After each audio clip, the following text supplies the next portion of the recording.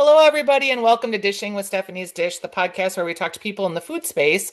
And today I'm talking with another Minnesota favorite, Emily Maxon. She is the author of Emily's Fresh Kitchen, and you have a second book coming out that is Emily's Real Food Every Day, similar to Emily's Fresh Kitchen, but more goodness, more healthy for you recipes. Emily Maxon, welcome to the show. Thank you, Stephanie. Thanks so much for having me. So, when we first started talking, you had your first book, and you and I were on a similar publishing schedule. And that book, your book did super well. I think of self-published cookbooks because you worked with Publish Her, my friend Chris Olson. I Right. think that you sold like way more than a lot of cookbook authors do. I did sell quite a few, and I'm very grateful for that. I had built a pretty good online community, and I think a lot of people resonated with my health story of healing through diet from Crohn's. So I think that helped with sales. I think too, the thing about your book that I loved so much was you get a lot of diet books or health books that come across the way in the business that I'm in, but yours felt very much like a real cookbook, like real food, real approachable, a way that you could heal your gut and the way that you could eat healthier but also with like regular foods, not with like weird supplements. And also, the recipes were just delicious. Like you could feed them to your whole family, not just be making separate things for yourself. Does that make sense? Yeah, well, yes, thank you. That is a huge compliment because that is my goal with both books, just to make healthier food that's very approachable, very easy, and just to taste good, and that you don't know you're eating something that is gluten-free or dairy-free, and it tastes the same as a traditional version of that recipe. So, can you talk a little bit about your health journey, how book one started, and then obviously you had more to say with book two. Yeah, so my health journey, I was in my late 20s and I was diagnosed with Crohn's disease through severe abdominal pain, had thought they thought I had appendicitis, was rushed into the hospital for surgery. They found out I had diseased intestines and removed part of my small and large intestine, diagnosed with Crohn's disease. So I spent about 10 years in and out of the hospital on lots of different medications. And then I approached it differently through diet and lifestyle changes and learned about a diet called the specific carbohydrate diet. And that is a diet where you eliminate disaccharides and polysaccharides. It gets to the chemical structure of food. So basically, you can only have monosaccharides because they're the easiest to absorb in your intestines. So meat, fish, nuts, seeds, vegetables, fruit, no starches, no grains, no lactose. The only sugar I could have was honey or fruit. So I followed that. The theory is if you follow that for 1 to 2 years, you can reset your gut.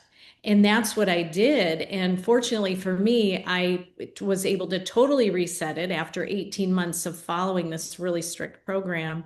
And then now I can eat things that weren't allowed then. Like I can go out and have pizza and it doesn't upset me. But I mostly try to cook similarly to the way I was on that diet at home so that I can enjoy things in restaurants and have treats and things like that. And so that someone could use your book to follow to try and heal their own guts, as it were. Absolutely. I have a lot of recipes that follow that diet, and they're all labeled if it's specific carbohydrate, if it's vegan, if it's grain-free or paleo. And I also recommend the book if somebody wants to try to do that, The Specific Carbohydrate Diet by Elaine Gottschall. That is the book that got me started, and she outlines everything. Okay, I'll make sure to include that link in the show notes. One other way I think that your book has been helpful for me is when I'm entertaining and I have someone that's coming with a certain dietary restriction. I don't know when more dietary restrictions became on my radar or in the zeitgeist, but I've been entertaining a long time, and now it's customary to ask people, like, do you have any dietary restrictions? And when you ask, people always do. And if I'm stumped or I don't know, like, oh, what can I do here? Like one time I had a cocktail party that I was having, and we had a gluten-free, a dairy-free, a vegan, someone that was allergic to nuts. Like it was really a long, exhausted list where I was like, oh my gosh, what's left to cook? Yes, I can relate to that. It is. It seems like in every family or every friend group, there's one or two people with dietary restrictions. And I don't know if it's just that we know more today or our food has changed or what it is, but that's definitely very common. So it is helpful to have something at your fingertips to look through and find something that would hopefully fit all those I think it's a restrictions. combination almost of both. Like we do know more about our food, and that's great, but also, since the 70s, they've been putting a lot more processed food chemicals into our food. There's no, it doesn't take a rocket scientist, I don't think, to like correlate the rise of obesity and the rise of the packaged food industry and what people have been putting in our foods. And now you can see with Ozempic, that 7 to 10% of the population are on GLP-1 medications. And we're seeing that the packaged food industry is having to change again.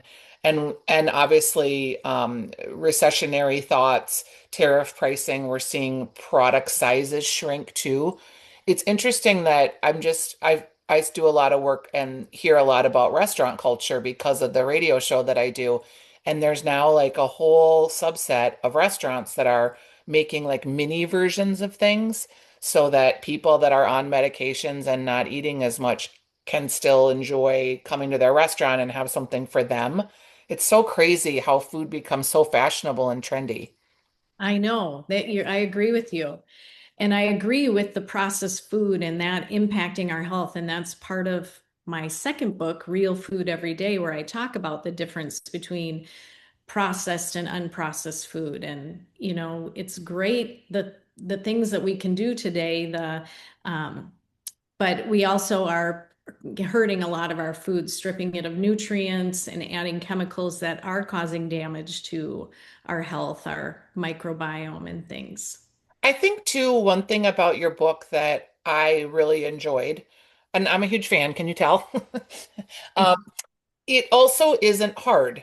Like if you're not, I think sometimes if you're not a cook or you don't cook a lot, you feel like certain books are intimidating. Your book is very approachable, and that is something that was important to me with mine. Like I'm not a fussy cook. I'm not a fancy cook. Your book feels really like I can make all the recipes in it, and it's not like weekend project cooking, which has its place. Sometimes it's fun to do a recipe that takes 2 or 3 days and you're going to have a special event. But for the most part, when you're eating, you just like want something. And the reason I think that people eat poorly is a lot of times due to convenience and just speed of our lives. I agree. And that's why the majority of the recipes are very simple, simple ingredients, easy to prepare. I joke that because I did go to culinary school, I am a chef, but I say I'm a chef turned home cook. I keep it nice and simple, focus on whole foods, real ingredients, and it doesn't have to be complicated to make good food. Your food in the book is so beautiful, and you have a really close relationship with the person who photographs your books. And I'm assuming she's doing a lot of your editing video work too. Do you want to talk about Baylin a little bit? Yes, Baylin Fleming, Bailu Photography. She is phenomenal. I've worked with her for 7+ years now. She's just one of the most talented creatives I know.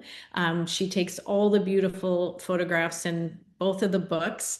And when we've worked together, we have so much fun. She's great to collaborate with. She has lots of great ideas and how to style the food. She always loves to hear the story behind the food, and that just helps set the stage. I'm very grateful. It's been such a blessing in my life to have that relationship with her because as you know, Stephanie, writing your books, when you write a book, it's a very lonely solo mission other than maybe your husband's your taste tester or your Right. kids, but otherwise, you're not working with a lot of other people on it. So to have a photographer who I have a close relationship with, who's really talented, is great because I can bounce my ideas off of her and it doesn't feel so like such an isolating project.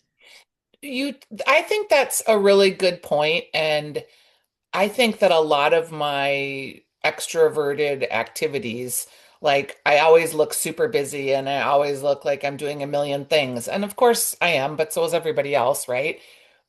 The actual process of making food and creating recipes and writing a Substack and posting beautiful pictures, like it's all very solitary and it is kind of lonely. And when you kind of do the entertaining piece, it feels like, oh, it's so nice to share that because a lot of times you're just running from house to house trying to give them food to get it out of your kitchen. Yes.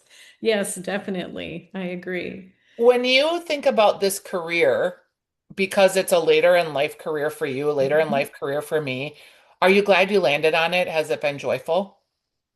Yes, definitely. It has been joyful.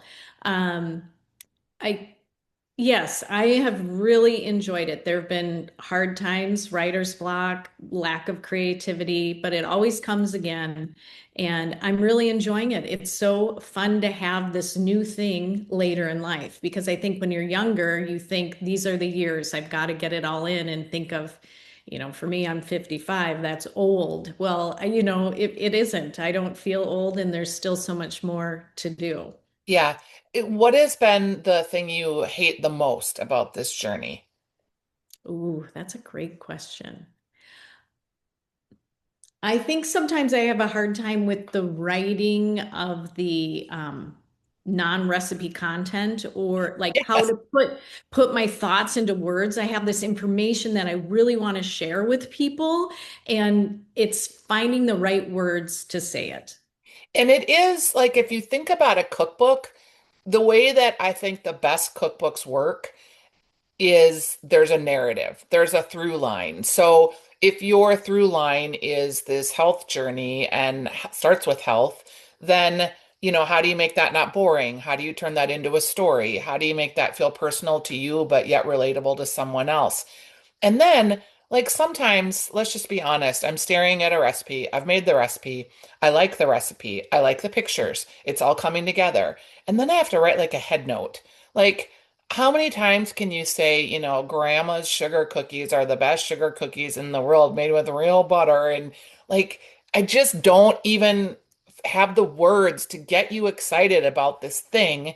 And then you have to still come up with it and then a story to go with it. And it can be just challenging to find the words. I agree. That is my biggest struggle too. And like, how many times can I say simple to make, so delicious, family Yes. favorite? And yeah, how can you reword that? And how can you, yeah, I know, I agree. I struggle with that as well. When you think about the actual making of the recipes, like how many times do you test each one? And is it always the same? Because for me, it's not. Sometimes I'll make something once and be like, this is great. I love it. I know it's going to work. I make something like it all the time. Let's just be done. Yeah. I have a handful of those, but then I get concerned like, oh no, this is how I do it. I want to make sure that I've got it written out clearly for somebody else to do it because I've had in the past people say when I'll make something, just somebody be over, well, tell me what you did with that. And I'll send them the recipe. They'll be like, it didn't turn out like yours. So I'm Yeah. like, I gotta make sure. So I would say I, on average, make a recipe 3 or 4 times. And it depends. There are a handful where I just do one, like, oh my gosh, this is spot on, and it's simple enough Yeah. uh, that you know. But a lot of them are things I make regularly at home anyway, so I am just cooking, well, just for my husband now, or when my kids are home. Right. You know, When you go back, like, have you had any recipes where there's been an error or like the way you wrote it isn't the way that someone else experienced it and it's in the book and you're stuck and you're like, oh shoot. I I taught a cooking class at the Fox and Pantry, a holiday cooking class, and it was one of my newer recipes. And I did these molasses, grain-free molasses cookies for dessert. And I had baked them ahead of time to serve as dessert. I was demonstrating other recipes, and then I gave the people in the class the recipes. And I had a woman email me and say, "I made your molasses cookies, and they didn't turn out at all like that." And I just panicked. And so I went to make them again. I said, "Let me get into it. I will get back to you." And I made them, and I think I forget what it was off the top of my head, but I had one of the measurements incorrect, like a third of a cup instead of two-thirds, or a Right. quarter instead of three-quarters. And so I was able to correct it and email her back, like, "So sorry, this is what the mistake was." I haven't found one in my book yet. There's always mistakes, but that was good. I'm glad that I got that corrected because that is in my new book. So I'm glad that she had Yeah. tested it out. It's funny too because I just cooked something from my first book that's now, I guess, 3 years old. And I'm at my cabin and I had a bunch of tomatoes and I was like, oh, I'm gonna make the tomato pie here. And I have a really bad oven at the cabin. It's a new stove, but it's beyond terrible. So I'm like looking at the instructions and it says to cook it for 30 minutes. I ended up cooking something for 50 minutes. And I don't know, like, I think it's my terrible oven that's 75 degrees off. But I was just like, oh gosh, I hope it isn't the recipe itself. Because when I've made it at home, like, it worked fine. But also, like, that's weird too when you're calibrating different ovens or you're cooking different places or in stoves you're not familiar with. It's just like that's why when you see like 20 to 25 minutes on a baking time, it used to bug me, but now I'm like, ooh, I get why there's that range. Yeah. I mean, it's bound to happen. You test the recipe multiple times. You have a copy editor, you proofread it multiple times. There's always, I've heard this from writers, there's always going to be an error. And there's like my husband's a fiction writer, so there's always pages that there's a spelling error or a pronoun that's used incorrectly. So I guess that's just part of the journey. So you have the cookbooks. Have you like let's talk about the whole creator Emily Maxon. Like, are you doing like Substacks? Are you doing cooking clubs? Are you really leaning into all these other ways of monetizing your brand now that you are on your second book? I mean, I am not. I have my website and I post recipes there and tips and things there, and social media, but I have not tapped into the Substack or other things yet to generate revenue. I also help with we have a fireplace manufacturing company and I do some work with my husband there. So I haven't had put as much time into that, but there are products I'd like to create and do more with it, but I'm not yet. I have a few ideas, but Yeah, not. because I imagine with this health angle, like there's ways to really get more into that and to help people on that journey do nutritional or health coaching or meal plans if you're on specific type of restrictions, or I would imagine that there's a lot of gold to mine there should you decide to. But do you feel pressured by that? Like, because I mean, for a lot of us, starts as a side hustle and then it like becomes your thing. And, groceries are expensive. It's not producing a lot of revenue usually. People make Mhm. money from books, but it's usually the second, third, and fourth books, not the first. Fingers crossed on the Yeah. second. Yes. But I know there is a little pressure because honestly, I love creating recipes. I mean, I like that part of it. And I think the meal planning with dietary restrictions would be a good avenue for me. But yeah, there is a little pressure for that. And with the other things going on in my life, sometimes I think I don't know if I can do it, but if hopefully there'll be a window that will open up. Are you a like type A where you're only going to do it if you can do it to the maximum degree of wanting to do it? Or are you like more like me where you'll do everything and it all might be just a little sloppy, but you'll just put as much work out there as you can? I would say more type A. Yeah, I wish I was more like that because I think I would be more refined in all the offerings that I have, but I get so excited about so many different things. I'm just like, oh yeah, let's do this. Oh yeah, let's do that. But I love that about you. I love your approach. I love seeing you everywhere and all the things that you do. And you're so casual about it and just you produce good products and people are like, "Yeah, I can do that." I think that's awesome the way you approach it. Thanks, because I would say casual is how I showed up for the podcast today because I'm at my cabin. I don't, my husband basically lives up here in the summertime, and I'm doing reverse commuting because of filming of the show. And I literally have, like, there's one day off a week that I have, and it's Sundays. And so, like, when I'm up here, like, okay, I have to do this podcast. I used to do audio only, and then everybody wanted video. So I'm like, okay, fine, I'm gonna video it, but I'm gonna have dirty hair and I'm not gonna put lipstick on.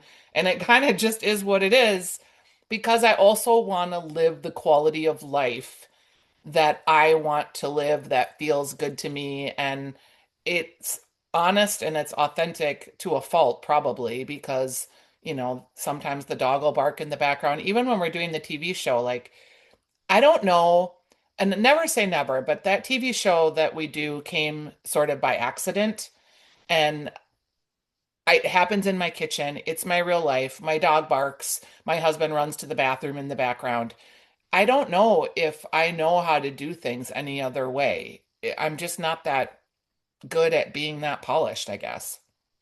I think people love real life. That's why, I mean, keeping it real, it's very approachable, and that's why reality TV is so I popular. suppose People want to see, yeah, how people are really living and how people are doing it, and hear the dog bark in the background because that's what's happening in their homes. we can be the real cookbook writers of the Twin Cities. Wouldn't that be funny?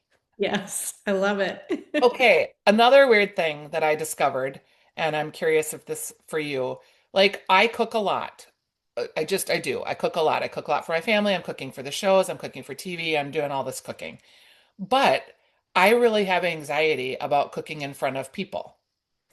And you would think that like TV would be people, but it's not. It's two camera people who are my friends now, and there's no anxiety about cooking in front of them.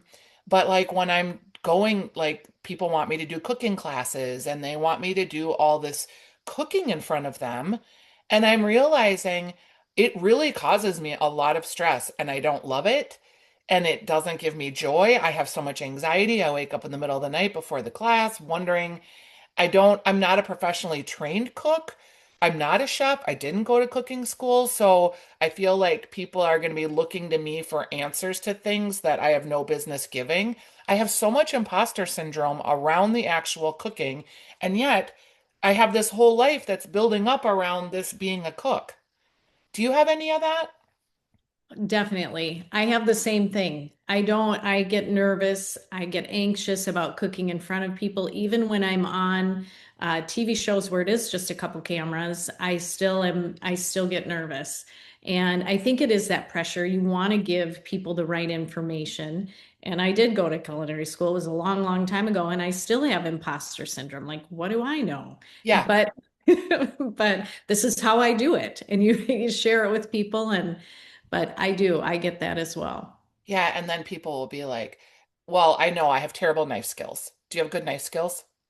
I don't think so. I mean, I know what to do. I mean, sometimes I look at the pictures of my chopped up cilantro and I'm like, ooh, a chef would look at that and say, that's not so good. Yeah, and like, when you're making like a mirepoix and it's all like my carrots are 16 different sizes instead of just like uniform and batons, right? So Yes. I actually took a class and I did learn a lot, but I'm finding now that I'm not good at staying with it or practicing it because it requires like practice, right? And if you were in a classroom setting or being judged on it, you would keep going. And now I'm just like, oh, I know I'm supposed to hold my hand this way, but I really got to get these carrots chopped. Exactly. Yeah. So it's kind of funny. Are there people that inspire you that are in the cookbook or the cooking space? Oh, that's a great question. I mean, there's a lot of great cookbook authors out there. You're an excellent cookbook Thanks. Thanks. author. I love your book. I ordered your second one. I'm excited to get Thank that. you. Um, I mean, I remember early on. early in my culinary career, I just had so much respect for Jamie Oliver, the Naked Chef, because he was just so different than everybody else. And I still have a lot of respect for him, and he's put out a ton of cookbooks. Same. Um, And he's changing too, which I also love. Like, he went from, he's evolved, I think, as a chef. And he's really gotten more to the space where I think he's feeling the most comfortable in his skin too, in his own kitchen, cooking for his own family. He's a very rustic cook, actually, versus like when you see him doing more of the chefy things that he started with. I really like him too. And I like how much he simplifies things. Yeah, he's insanely talented, but he brings it down to our level, and I Yep. appreciate that. He's very approachable and just real. So, yeah, I really like him a lot. He's good. And Danielle Walker, who wrote Against All Grain, she has, I don't know, maybe 5 books out now. She was her first book. I remember getting that, and I had done the specific carbohydrate diet and was writing my own recipes and doing some blogging. And that was the first book that I was like, you know what? I could do this. And so I think she's been inspiring to me because Sure. she had a similar health journey and did it. And I was the one person who I was like, okay, I think I can do this. So, You know what would be cool? Not that you need more ideas, but I'm going to give you one because that's how I think. It would like there's a woman, her name's Carolyn Chambers, and she's a cookbook writer and she's a family cook, we'll say, like lots of variety. And the thing that she does that really resonates with people is she has all the substitutions in a recipe. So, like, she'll make a rice salad, but she'll give you all the different grains you could substitute for the rice. And if you can't have rice vinegar, there's the 5 other vinegars you could use. One thing that would be cool that I would love to see is if you like took a recipe that you liked and you made it so that it could be healthier or in a way that more people could enjoy it. So, like, my recipe book, for instance, is not at all diet, not at all. It's regular ingredients. It's not weird stuff. But like I think that could be a real interesting thing to follow for you. I have done that with some recipes. Like in my real food every day, I have my strawberry shortcake recipe, which is grain-free, which I loved growing up. My mom would make the Bisquick Yeah. strawberry shortcakes, and I loved it. It was the perfect balance of sweet and savory. It's a little salty. And so I wanted to I mean, that was a recipe I did multiple times to try to recreate that. So things like that. But I love your idea. I could just cook through a book and try to do a version that would fit the different dietary guidelines. Yeah, or even just picking different recipes from different books and like filming that like here's because when you have a cookbook that you like or when you're looking for inspiration, you probably pull out this recipe and you look at it and you think, oh, I have these 6 things. I don't have these three, and especially I think about this because I'm at the cabin a lot and it's 20 minutes to get to a store and a boat ride and a car ride and it's complicated. So I will want to make something, but I'll have to really improvise a lot of times on the exact ingredients and figure out how I'm going to get it all to go. So I think that could be really interesting and also educational for people that are on a dietary journey that maybe it's new for them and they do know some cooking, but they haven't cooked in the way that is maybe more healthful for them. Yeah, no, I This love is a that idea. this is a weird thought too, but I've been spending a lot of time at the cabin and there's all these people that come and go and they bring all their groceries and then they leave. And Hmm. I keep looking at this refrigerator full of food and I feel like, oh, I'm gonna have to make dinner here now for the rest of us that are left. But there's not like food you can eat. Like it's so much like processed food and cheese spreads and salsas and condiments and breads that like there's just so much food that I actually wouldn't probably eat. And Hmm. it's fascinating to me how people grocery shop. Yeah, and I suppose too, if they're coming to your cabin as a guest, they're on vacation. So they're eating maybe more treats or processed foods For that they wouldn't sure. eat on a regular basis. So that's their snacks and things like that. Yes, Yeah. that's like what I'm left with. And I'm like, oh, okay, now I have to make a meal. It's a Sunday night, which is why we make a lot of pizza because we're using up all those dribs and drabs. And I hate to waste things. Mhm. So like sometimes I have this horrible salsa that tastes like just a sugary mess. I'm like, what am I going to do with this? And I've got tons of vegetables in the garden. I was like, well, I could probably use a cup of it to make a soup. And if I fortified it enough with vegetables and broth, and it wouldn't be so terrible to have this sort of super sweet base. But yeah, that's my life. Yeah, no, that's I like your soup idea. That's a great way to use up the Yeah. salsa. All right. So where can people follow you and how can they get the book? Okay, my website, emily'sfreshkitchen.com. The book is on Amazon. It will be in local stores, Five Swans, Gray and Excelsior, The Fox and Pantry, Golden Fig. Yes, so I love it. Well, thanks for spending time with me, Emily, and I will see you around and maybe we'll do a taste bud episode together. You never know. I'd love it. All Thank right. you, Stephanie. Always good to see you. Yeah, same. We'll talk soon. Thanks. Bye-bye.